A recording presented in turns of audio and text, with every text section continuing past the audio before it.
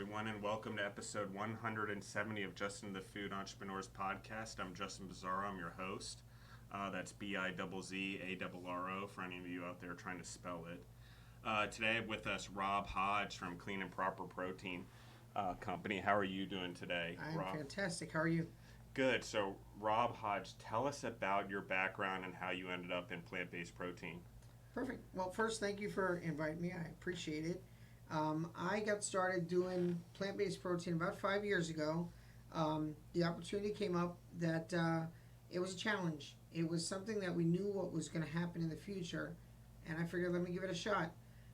My wife was about to kill me because she was convinced that this was not going anywhere. However, here we are 5 years later, crazy busy with plant-based proteins, and the world is now figured out this is the route that we're going to go. So I got started doing this from just playing with proteins and making them into something different, into what you want them to be.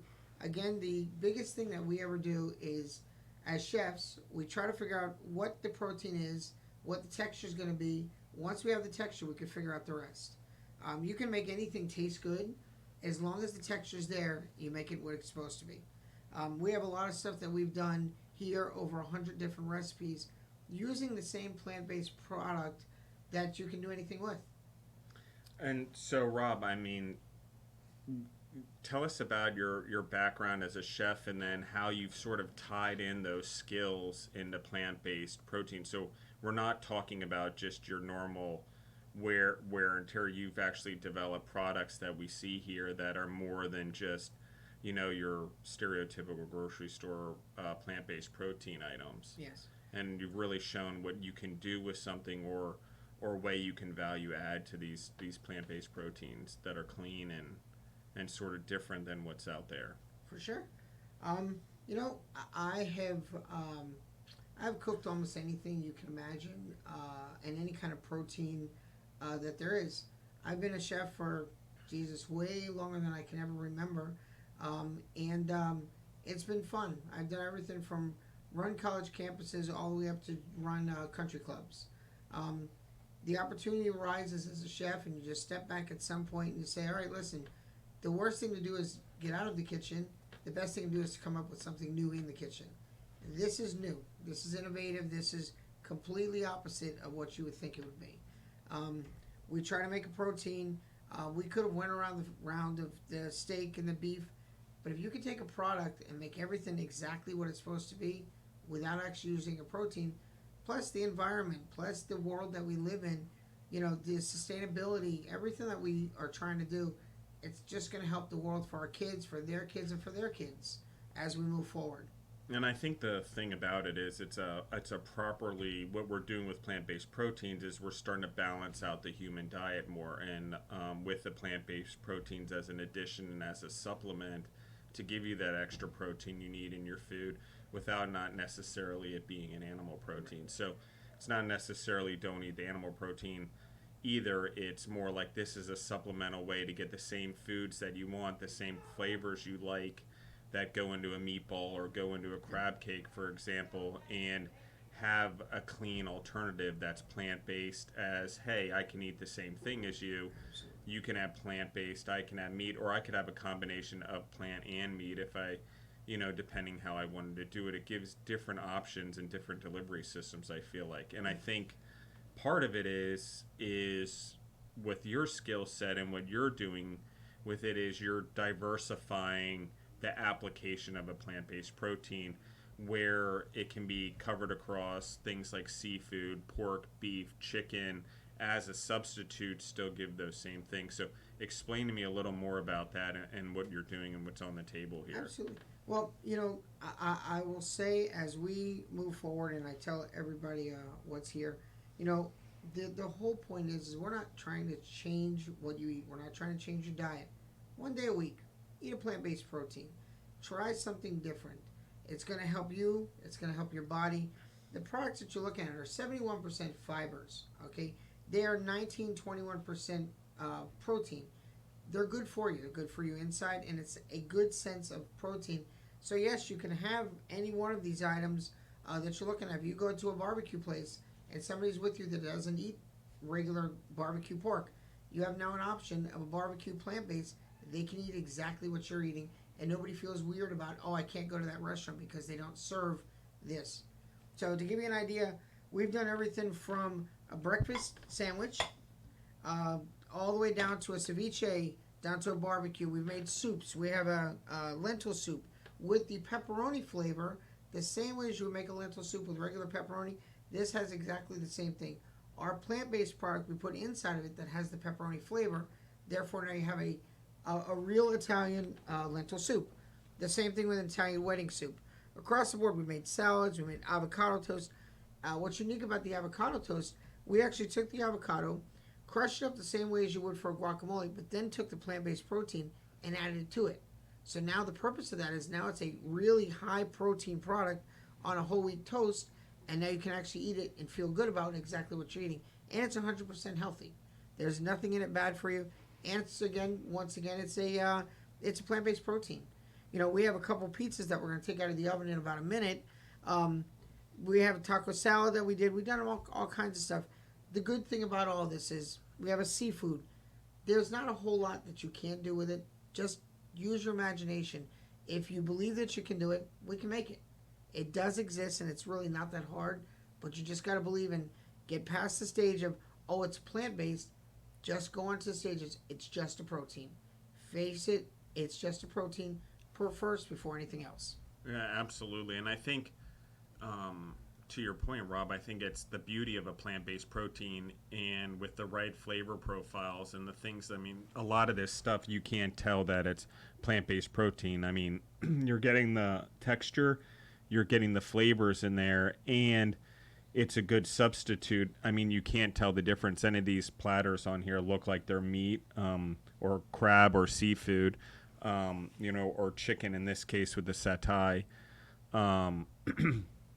So are you just, I mean, the road's endless, right? You can put it into your home. You could do this and replace it in your home. You can make ground beef for your kids, plant-based protein for yourself. Mm-hmm. If you wanted to do that, use the same base seasoning all the way down to that. Absolutely. Or more likely, what we're starting to see, which is not only in the retail space, but in the commercial space or in the institutional space, where they're replacing out whole meals, and it can either go all the way as vegan, it can go vegetarian, it can even go pescatarian but be plant-based. So there's, and even it could still be, for example, in a beef stew with a beef stock, it's just a plant-based protein instead. So it doesn't necessarily have to be carved out in one way. It's just a healthy way to supplement our diets, which is what we need healthy. with Yes. diversity. Absolutely. It's healthy and it's good for you. And once again,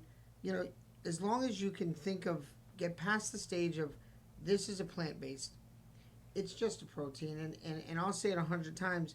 We made a ceviche. You would never know this was any different than a regular seafood ceviche. If you closed your eyes, you wouldn't know the difference.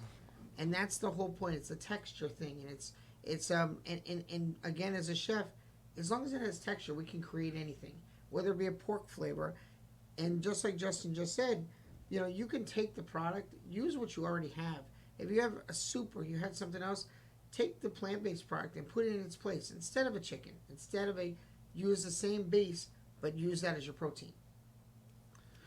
Exactly, and I think what we're seeing here is full-blown plates that restaurants could use. We have an avocado toast here. Add in with a plant-based protein. I think we've talked about how you're getting the pepperoni seasoning in the lentil soup, and as well as the pizza. We're also seeing sausage flavoring that we're getting. It tastes just like sausage, whether it was pork or beef. We're getting the flavor profiles in the plant-based proteins, yes, as you've done it. And as you can tell, there's a pepperoni and sausage right there. There's nothing to stop you from doing exactly what you want to do. You don't have to have all of the stuff that's a regular protein. It's just a plant-based protein. And as you can tell, I don't think anybody would see on the table anything different. If you went to a restaurant and you served any of this, including a salad that tastes just like a chicken salad, that has cran raisins in it, has all the other stuff, you really wouldn't know the difference. Absolutely. And so, Rob, let's talk about like, I mean, how would you integrate this in you're a consumer, you're in your home, you're starting to get protein. We're starting to see Clean and Proper Protein Company get products out there over the next few months. I mean, how do people use it? If you were to integrate it in your diet and buy it online, how would you then start to take the steps to sort of experiment with it in the home, or how would you go about it? Well, the first thing I would do is take the product and play with it. Try to have some fun with it. See what you like to do with it. See if there's, if you have a favorite thing, try to replace the protein of your favorite thing. Make a meatball. Okay, instead of making a regular meatball, try it with this and make it with a plant-based meatball. Do exactly the same way the same procedure, but use the plant-based shred in it. Absolutely. And then make a meatball with it, and you'll see it will be exactly what you're looking for. Yeah. And I think we're starting to see, as we get more familiar with it and as we get better at processing and doing the things with food that we do in clean ways and keeping true to it, we're starting to see the elevation in the quality of these products as well. Absolutely. If you look at any of these aren't processed products. It's a plant-based that starts it. It's one item that starts it that creates all of this. So it's not a further processed product. It's none of that. It's just a clean product that works exactly what you want it to do. Just a replacement of a protein. Absolutely. And so, Rob, other ideas, I mean, this is only beginning of the iceberg right here, or the tip of the iceberg. We talked about the sandwiches and the pizzas and the wontons, the taco salad. I mean, we've looked at, there's Thai dishes and other Chinese dishes and Japanese dishes that are possibly just an easy replacement, or Italian dishes where you could do a bolognese with a marinara sauce that just replaces the protein, the animal-based protein with the plant-based protein, to sort of do something different and explore alternatives. Absolutely. That's the whole thing. Just imagine it. Just think about it. Just if you could dream it, just make it. Just try. And what's your favorite part about doing the plant-based proteins? Oh, every time it's something unique. Like yesterday was the first time I ever made a dumpling. Okay. And when we tasted the dumpling, you would not know the difference. You put in the sauce and you taste it, and it's just like, really? Is that possible that could be? But once again, it's just so crazy. As long as you can imagine it, as long as you can think about it, and you don't think to yourself, oh, it's just not like that. It's just you just have to just open your mind up and enjoy it. And so, how do you come up with the inspiration then? Just a blank slate? Does some things work and some things don't work? I mean, you're sort of, becoming the expert in this field across many things. We've seen the plant-based protein companies come out. Yeah. And we've seen them sort of go after that stereotypical aisle, which is the meat-based aisle of the animal protein. But we're talking about now we're talking meals and pizzas and things like that are actually starting to be some more finished products that you're working on as well. Well, listen, there's nothing wrong with the plant-based burgers. There's nothing wrong with the plant-based things. But if you can take that and take it a little step further, Absolutely. any one of these things, now you can use as the center of the plate. It's something that you can take. The crab cakes, for instance. You can enjoy crab cakes. Yeah. And, I used to know a guy that is allergic to seafood. The first time he ever ate a crab cake was when I made him a plant-based crab cake. Never ate one. It's like the same thing with the ceviche. Allergic to seafood. So it's a great form of, but you just gotta just be open.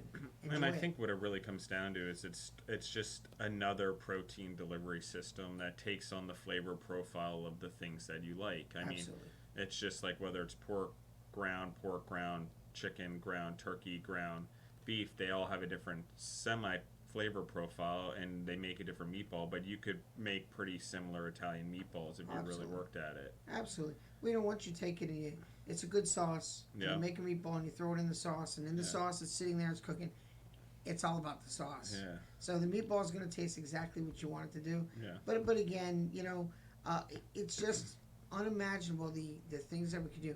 The whole thing with Clean and Proper is we want to make it to go to market where people can say, hey, I want to take this. All I have to do is heat it up. It's ready to roll. Let's eat. Let's enjoy. Bon appetit on any of this stuff. Absolutely. And what I love about the model is you could be another food entrepreneur that just wants to use plant-based stuff, and you can work with them, or it could be a retailer that wants more of a finished product line, or a university or jail that wants a chicken and chicken cheesesteak type plant-based product, and to help balance out the population where everyone's getting the same thing, but they don't have to worry about who gets pork, who gets beef, who gets ever. It's one of those days where you can serve a universal meal and it tastes just like pork or just like beef. Absolutely. To help balance out some of those hardships and in life and dietary things and stuff like that. So I think it goes all the way down to you can work with anyone. I mean, we've talked about sausages and stuff like that, and going to more of the artisanal effect. Just because it's plant-based doesn't mean we can't have artisanal fun with it, Right. and really go into chef exploration Absolutely. of what plant-based items look like and where we can take them. It's Yep. just another protein. Again, it's not to, one's evil, one's good. It's, here, can we all coexist and balance out the human Yeah. diet and get us the nutrition we need from food versus having to supplement it with minerals and vitamins. There's a lady in Fort Lauderdale, Florida, that I know very well, that takes the plant-based protein and bakes it in bread. She makes just a hearty bread. She puts sesame seeds in it. She puts all kinds of stuff, and it's just a really protein bread, and she sells it to the college, to the students, because the athletes love it, Yeah. and because it's just high protein. So you put a little bit on, and it's ready to roll. And that's, you can make shakes out of it. You can do anything with it. You just got to start from being open mind. Absolutely, and I think it's a way to increase your protein intake. Absolutely. I mean, one of the things we always talk about is how do you get more nutrients in your body. Well, with plant-based protein, you can get the extra protein you can still match it with the same clean, yummy ingredients that you would normally do in your diet, or with an animal protein or a humane raised animal. It all fits in the way, and you can just slide things in and out. And I love it because it adds such an alternative. Like, I can always do beef, pork, and plant-based now. And you're going to see it. And same with the things that we're talking about, we've talked about, and what you're doing and trying to experiment with the sausages, which is, it's not just one. There's a whole line of different things that sort of things can happen, or burgers, or, or taco seasoning, or restaurants, or we see fast food starting to use it as alternative. It doesn't need to be a vegan-based or vegetarian, and there doesn't need to be quote unquote separation because I eat vegan and you eat vegetarian and whatever. It's just another lifestyle diet, if we really think about it. Yep. Across all human diets that we're trying to figure out and live optimally as humans, both mentally and physically. So this is a way that really gives us the ability to diversify that, in my opinion, and do things that are fun and Yeah, you're 100% correct. Listen, you deal know with what? allergies. For example, I know people have pork allergies and things like that. So Well, talking about fun, you can take any of these, but now think to yourself, a dessert. What can I possibly do with a dessert that would be a protein dessert? yeah, Okay, we've taken the same product, we boiled it in sugar water, and then taken it after sugar water, we laid it out and let it dry out and flaked it on top of ice cream. So you had a protein ice cream. So you had that, get a rum raisin ice cream. It's fantastic. and it's Fantastic. incredible, right? And we are seeing the plant-based ice creams and Yeah. stuff like that starting to pick up and things Absolutely. like that. It's listen, this is the way the world is starting to go towards. Yeah. Okay, the thing of kind of making everything just kind of level off. We can't keep going the way that we're going. Exactly. There's not enough things to keep the world keep moving. Yeah. Okay, and as long as we start remembering sustainability and things like that, look at all of that. Once again, a meatless Monday, it's a good thing. Well, and I agree with you, and here's why. If we truly look at agriculture, and we really look at it, needs to be rotational, and it needs to be cows and pigs, and there needs to be circulation like in nature. But in that circulation, the soil needs time to heal. Right. That's a perfect time where you get the non-GMO soybeans or non-GMO corn, and that's in there. And it's also supplementing your protein here, along with the other proteins in animals, the sheep, the cows, the goats, that are now rotational farming on the same farm, doing it Absolutely. properly, rebuilding our organic soils deeper and deeper, and getting the roots of our grasses deeper, But at the same time, if you really think about it, it's not one versus the other. If we're looking at it holistically across the human diet as well as what nature has designed on its own, Mm-hmm. it's keeping that It's a full rotation circle. in our diet. Yeah. So if we as humans very easily make sure we're doing that same type of touching on all of our proteins, it ensures that we're building these systems that also rotate the animals properly if we really think about it, Absolutely. because that's where the profitability is now, is circulating your protein sources on your farm to match the human diet Yep. and come from the same thing, and then it's local and sustainable as well. Absolutely. And that means that these type of things, soy based, lentil based, pea based, um, wheat based proteins are necessary. And if you look at the weightlifting world, there's been plant based proteins in there for a long time, Yep. pea in particular. Obviously, we know there's the milk based one or the cow based items, but we're trying to supplement protein as humans as much as we can. Well, look at the professional athletes. There's a lot of them out there now, and you've heard about them and you read about them. They're taking their diets onto plant based. Absolutely. And some of them aren't 100%. They still want a great piece of steak when they want it. Yeah, absolutely. However, they're trying to level off. They're making Yeah. sure that their body is at its peak because they have to. Yeah. And I think what we're going to see here, and one of the things I'm excited to work with you on, Rob, and just so everyone knows, I want to also introduce Rob as the director of plant-based foods and sales, or sorry, plant-based innovation Mm-hmm. and sales at Food Service Partners as part of our business development and client relations vertical. So and Rob is really the expert and the best person I've ever met to take it on. And I as Food appreciate Service Partners, we've been looking at plant-based proteins since we've been in business for healthcare.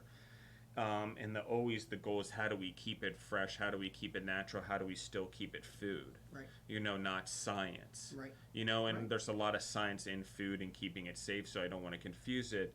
But how do we still keep it what it is intended to be in its form is food?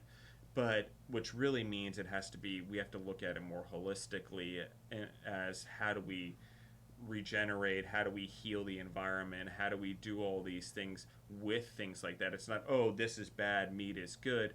These are all necessary things. Honestly, if we really look at the way we need to heal and restructure and put carbon back in the soil and start rebuilding and doing the things we need to do as humans, if we're going to keep expanding our population and build proper food chains forever, not crap that Right. kills us off as humans slowly. Yeah. You know, Chemicals. chemicals, And exactly. stuff that's trying Exactly. to enhance the soil and make things. Yeah. If everything goes back to natural, where it's the way it's supposed to be, and everything goes full circle, then exactly what you're looking at. Anything that you're looking at out here is 100% plant based, all the way down to the chips. Yeah. Okay, there isn't anything on here that you can't eat that didn't start from a plant, and that's the coolest part of all of it. And for me, I look at everything and I think to myself, okay, what's next? What's most sustainable? Okay, there's fish that's being overfished in the ocean. Absolutely. Okay, so now let's start looking at things and saying, all right, listen, we had fun with all this. Now let's really start digging and see what's overfished, and then can we take that overfished product and make a product that matches what that is? Absolutely. So then really we could start digging into it and figuring all that out, because it's not hard to figure out how to do it. It's hard to figure out, okay, once we've done this, now what? Yeah. We're working right now on building a salmon, okay, that's going to Absolutely. look and taste and feel and look and have the flavor of exactly what it's supposed to be. So then that's what's next. Yeah. We can do that with anything. We just have to again, if you could dream it, we can make it. Well, and you can do it in natural ways, which are the coolest thing. Yeah. It's just soy based, which is just a layering, and it's cool and it's creative, which I think is the best part. And the other part is what we're seeing is an opportunity to heal as well, which it is a necessary piece. And from the ocean standpoint, like there was once a free cow, there was once a free sheep, but we had to figure out how to, over years upon years of commercializing, we're now at a point where we're like, oh, maybe we should rotationally graze them and look at this a little bit more holistically for the environment and ourselves.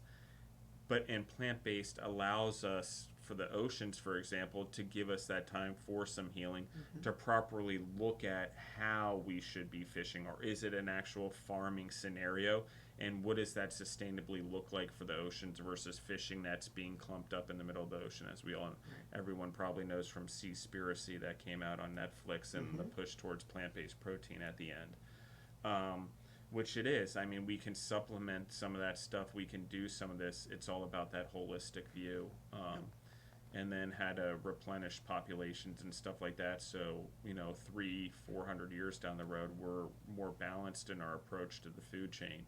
And the diversity of the food. One of the things I also like about what you're doing, Rob, is, we probably know in the United States maybe 10 varieties of potatoes if you really look at it, but there's thousands across the world, right? Potentially, and there's different spices. And so the other thing that all of this does is looking at everything holistically and through different ethnic cuisines and international diets and trends and things. We can apply the plant-based proteins in it, but we also get to apply all the stuff that's already growing, the plants, the spices and stuff like that, and start experimenting with that, and then add it into things like you said we're already doing already, which is the pork and the beef.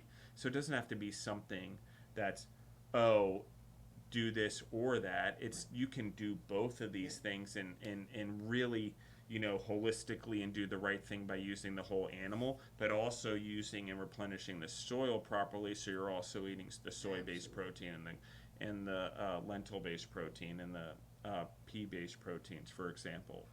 So I've done a party before, and when I did a party once, and I've done a lot of parties, but I did a party once. The whole beginning of it, the appetizers, the soups, everything was all plant-based. Okay, but then we got to the entree and we carved it. We carved a tenderloin, but the whole thing was up until that point was all good stuff. And it was all, and you would never know the difference. Absolutely. And, we've done many functions that we don't even tell anybody. We just make sure there's no allergies to anything. But as they taste stuff, they're just freaked because how is it possible that you're doing this? Yeah, that's kind of how. And I would say pepperoni. The pepperoni is definitely one of those, and now the cheesesteaks and both the chicken and the beef type cheesesteaks. I mean, they're almost spot on. You could replace out a Philly cheesesteak, and Absolutely. for vegetarian person at a Pat's or I think it's Mike's Or Charlie's. And no one would really know the difference, and they would still be able to be vegetarian. I mean, it also opens up clientele for these restaurants in a hard market right now. Well, and that's go ahead. And that's the thing, is it's holistically how to look at it. Go ahead. I think it's there's a place that's down by me in Florida that does Philly cheesesteaks. We've taken the same Philly product and put his up against the same thing, cooked them the same way, sauteed peppers, onions the same way, put them in the bun the same way, brought them both out the same way, and you could never tell the difference. Absolutely. And that's the whole point. As long as you can't tell the difference, it's endless what you can accomplish. Absolutely. And I can have my preference, right? And I can balance it out, and I can say today I feel like this, or there's always this. Like, I can't, I love burgers, and anyone at Food Service Partners will know that how I've been in trouble for saying I fucking love cheeseburgers in front of a group of people. But but the truth is, I could still eat a beef burger at lunch, and still, if I really want a burger, but I'm like, do I want another beef one? Instead of going to a turkey or a chicken that I don't think tastes as good as a beef burger or a bison burger. To me personally, they're great other sources, but I could get a plant-based protein that tastes more like the beef, and that could be my alternative. But I'm again not eating something.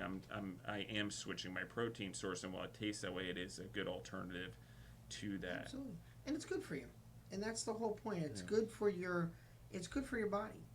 Okay, and again, the protein is great, but the fibers are great, and because of all of those things, that's what makes it what it is. Yeah. Again, it goes back to the texture. Some people like oatmeal. No. I personally like oatmeal as long as it's got stuff in it. Absolutely. If you're going to put almonds in it, you're going to put nuts in it, you're going to put this in, then I love it. But if you give me mushy oatmeal, forget about it. I know. I need it all. I need all the honey or the brown sugar, you name it. Any kind of flavoring that's in there. Exactly. It's like my dog's used to having an egg in his in his morning breakfast. And if Oh. it's not just the way like City kind of looks at you, like, hey man, what's this? That's kind of like when I get it. It's like, this is like porridge. What is this thing you put across my? This is not food. What is this? It is mess? this mush. No, but I just like flavor, and I Yeah. think that's one of the beauties of what we're talking about is it's such a good carrier and delivery system of flavor, Yeah. which is why you can do the replacement so easily. Hmm. And again, if you, this is a snapshot of the stuff that we're going to do, and the stuff that we're going to create. Through Clean and Proper, we're going to build a whole thing. We're going to build a recipe deck. So somebody should want to come and say, "Hey, listen, I want Italian tonight, plant-based." They go on the computer, you'll see it. Yeah, Plant-based absolutely. Italian. Here's a bunch of recipes. Here's pictures. Here's everything that goes with it. So now you can do Italian and Mexican. And as we start to build this program, versus looking in a book that says what it is and it's plant-based, here's reality. Here's what it looks like. Here's what it tastes like. Yeah, And you know what? There's really, really cool stuff that we're gonna be doing. that's so cool, and I think that I'm excited to be a part of it, and I'm excited to see like these are all things you've done in the facility here, including the chips, Mhm. which I think is pretty cool, and you've worked your way through these items and prepped them. And I mean, even the crab cakes, it's the craziest thing. And I grew up on the Eastern Shore, going to the Eastern Shore of Maryland, not on the Eastern Shore. But the crab cakes, I mean, it's so spot on, and it's almost better because the consistency, you know, it's a draw when you get a crab cake anywhere. You don't know how much stuffing you're gonna get versus crab, and how consistent is the flavoring gonna be, and what it is. And with these, you're getting the same delivery of crab or the plant-based protein that tastes like crab, because of the way the crab cake's made. Well, the way we make these, we keep the breadcrumbs very little Yeah, because we want it to be flavorful. We want it Absolutely. to have the texture again. If it's got all the breadcrumbs, then what's the deal? But when you taste them and you just enjoy them and saute them in a pan the same way. I put grill marks on it just for the purpose. absolutely. But you could saute them in a pan the same exact way. And we keep them a little high profile versus everybody else's that are kind of flat. Yeah, I like them like this. yeah, It's got a absolutely. great presentation. If you wanted to eat it with something else, by all means, have an open mind. And I agree with you. And I think what we're going to start to see is we've done a lot of things, but we've seen now the Chipotles of the world and sort of these fast casual type places where you're choosing, like, is it a turkey burger, a beef burger, or is it beef, blah, blah, blah. And now you're seeing the plant-based go in there. But I'm willing to bet as we start seeing those things have popularity, restaurants will probably shift more also. You could probably order anything. I want this item, and you'll have a choice of lamb, plant-based, beef, chicken, or whatever, because it just makes sense to start offering that diversity across your menus, because you can replace anything with a plant-based item or a chicken item or a beef item if you really think about it, and you can take your menus to whole new limits because of that plant-based. Well, listen, as we talk to people, and I've talked to many restaurants about plant-based, I'm not asking you to change your menu. Don't change your menu. Put a star next to it. Put a star next to everything that's down the line, because every one of those you can get as plant-based. And on the bottom, you could write, also offered in plant-based protein. Don't change your whole menu. Just put a star next to it. Exactly. And I think you're going to find that you'll attract more people that are sort of in that flux, Yeah. Where they go out to dinner and, more and more we're seeing the next generation choose more and more vegetarian, vegan type items, like we're talking about our plant-based items. And so the likelihood that couples and things are going to have to pick restaurants based on exactly that fact that one may be a meat eater or a, not care eater, and the other one's more of a predominantly plant-based protein, or maybe it's an allergy. I think you want to open up to that, and I'm not saying you should be everything to everyone, but with plant-based, it allows you to take what your specialty is, whether you're a Moroccan restaurant or a Greek restaurant or a Ethiopian restaurant, and take these things and add them in and diversify your menu and open up to a greater audience and market it that way. Absolutely. Well, listen, look at the lentil soup. How many Italian restaurants have lentil soup? Okay, Exactly. So now you could start the same base of a lentil soup. Before you put pepperoni in it, take some of that lentil soup, put the plant-based pepperoni in it. Now you have both soups. So somebody sits down, you and I go to a restaurant, You're eating a regular plant-based lentil soup. I'm eating the other one, and we're gonna eat it, but we're both having the same kind of meal. So Absolutely. nobody feels weird about sitting there because we're both eating the same exact thing. Exactly. And I think it's like what we're talking about, even with the pizza, we'll see your meat items, your vegetables, but you're gonna see your plant based alternatives Absolutely. to the sausage, to the hams, maybe even some of the other items to and diversify the menu a little bit. That things that we couldn't offer on pizzas like shrimp, bits and stuff like that that Mm-hmm. may start diversifying the menu a little bit more.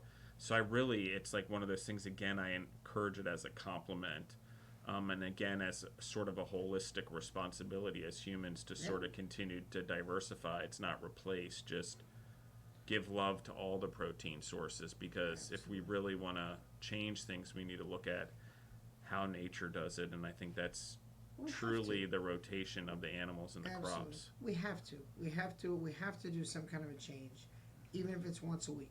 Absolutely. Change something in your diet because it's going to change everything in the world that we live in. Yeah, and here, I mean, even at Food Service Partners, we put plant-based protein items that we're working with on our cafeteria items for the employees all Yep. the time, and we're Absolutely. actually replaced it a lot in here to do a value add or something else, an alternative to pork or to beef, depending on dietary preferences here for the employees and the guests that come into the building. So it's been cool to see over time the acceptance versus, what is this, versus now, we've been working with it for a few months, like really diving um, in terms of introducing it to employees. As a company, we've obviously been working with it for a long time, but it's interesting to see the group of employees that are now getting front and center and working with it, but also eating it as part of the lunch um, program we do here for the employees. It's kind of Yep.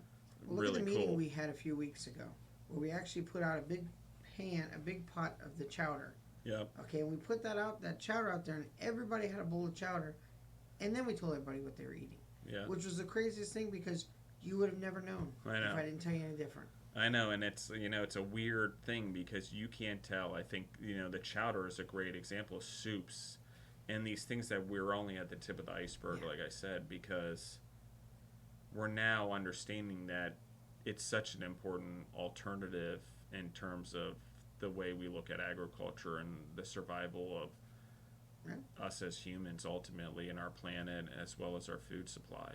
Absolutely. In the future here, we were just talking about this the other day of taking sustainable products, taking tomatoes, for instance, and actually building a real tomato sauce. And then Absolutely. taking that real tomato sauce and take fresh herbs and make it exactly what it's supposed to be, where everything is fresh. And then at that point, if you want to take peppers and throw it in, and then take some of the plant-based product, now you got a great cacciatore, and Absolutely. you didn't have, and there's nothing that you have to be guilty for because everything is fresh ingredients. Yeah. And I think exactly that. I mean, even at home, I mean, we're going to see where, we talk about components all the time in our business because it's great to ship people components and have them combine it there sometimes. And they like mixing it or doing it or adding in their own spices. But that's what we're talking about here. You have your marinara sauce. You could even have your plant based item to add to it. And people could add it. You could have buffets and build your own pasta bars and stuff like Mm-hmm. that. And you're allowing that in, which is part of what I also love about what we're doing with clean and proper protein is to allow to that catering in your home where you can bring that into your home and do these things and pack sizes that, hey, like, this is fun. We're in a different world. COVID has stopped us from going out in larger groups, and we're starting to figure out how to congregate again in groups, and food's a big part of that because it allows us to take off the masks and actually socialize without the food without the mask if we really think about it.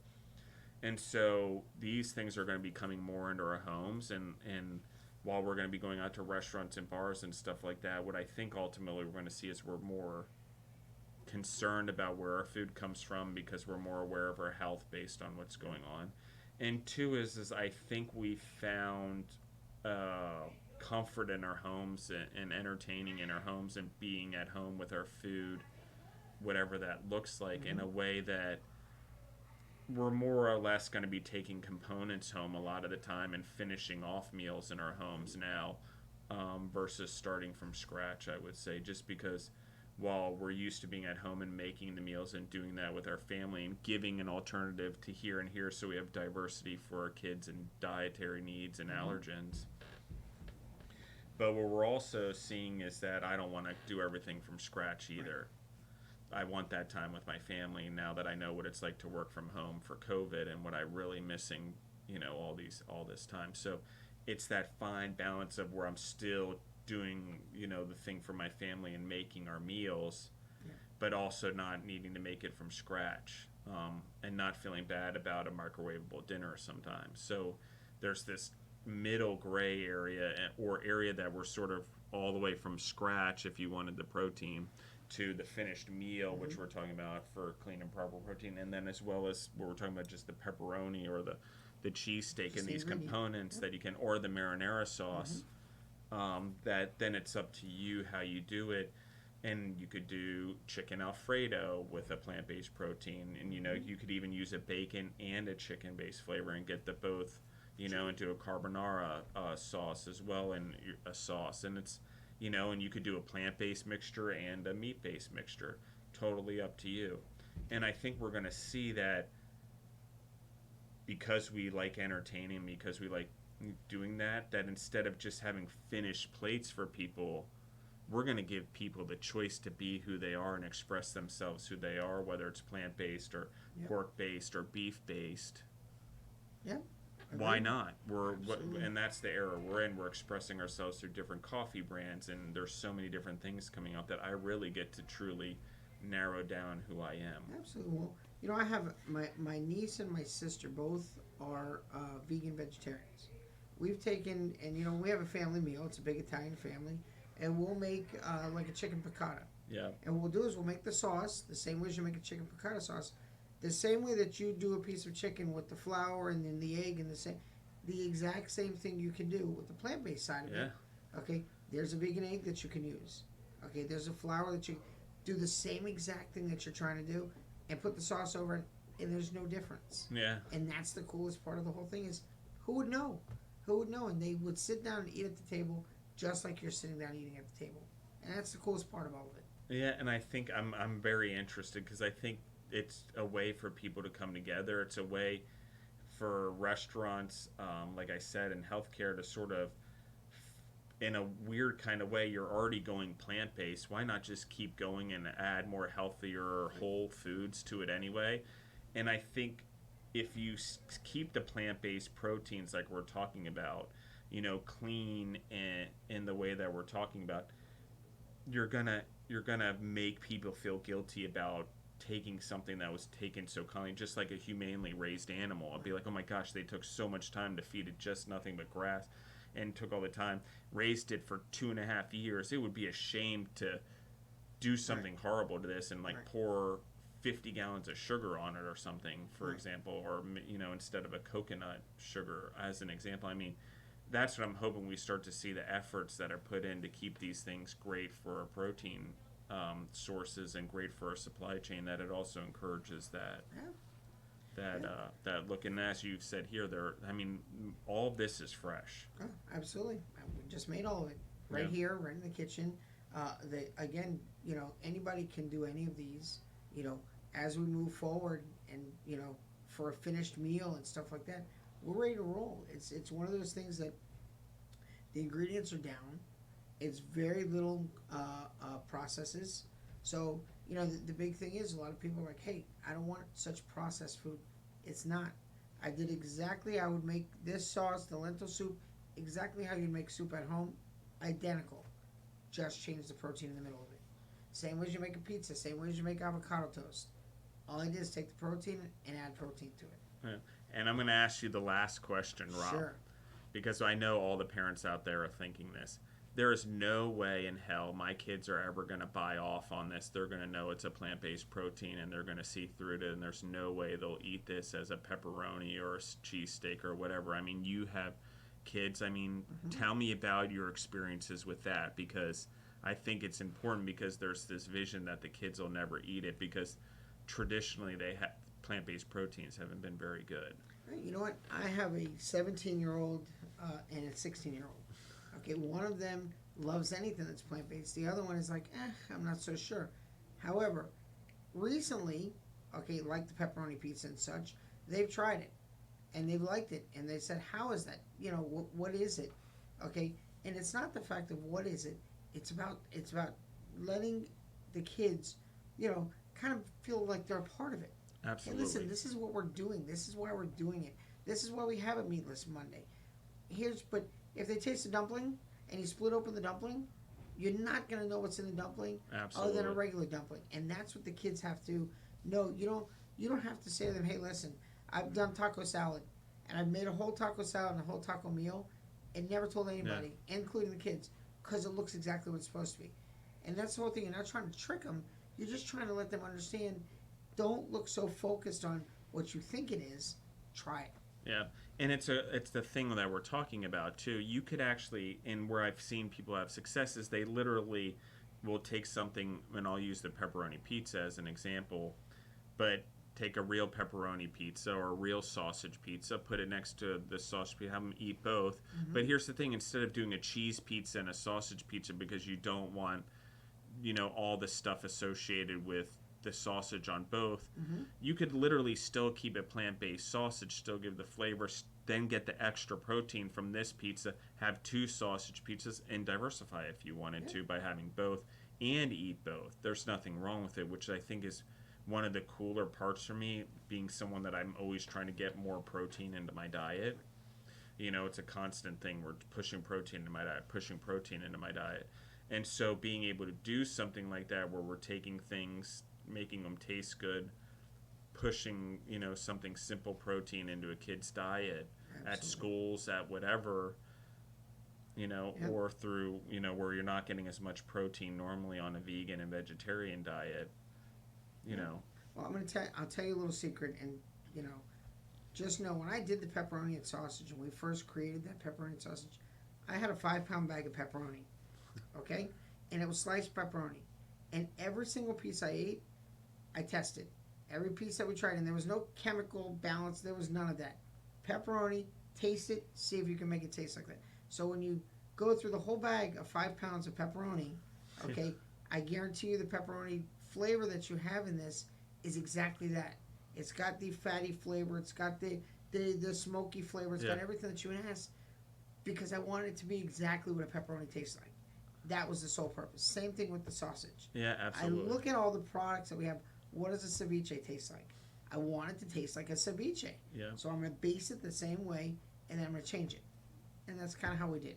Absolutely. Well, thank you, Rob, for coming in and doing all this and all the hard work and showing everyone what you've done here. And we'll do more of these for sure. Absolutely. Because I want to keep showing everyone endlessly and doing more episodes on plant-based protein, because I think what we're going to show and what people will see will be pretty cool. Listen, I think maybe one time, if we want to, we'll do it on an Italian theme.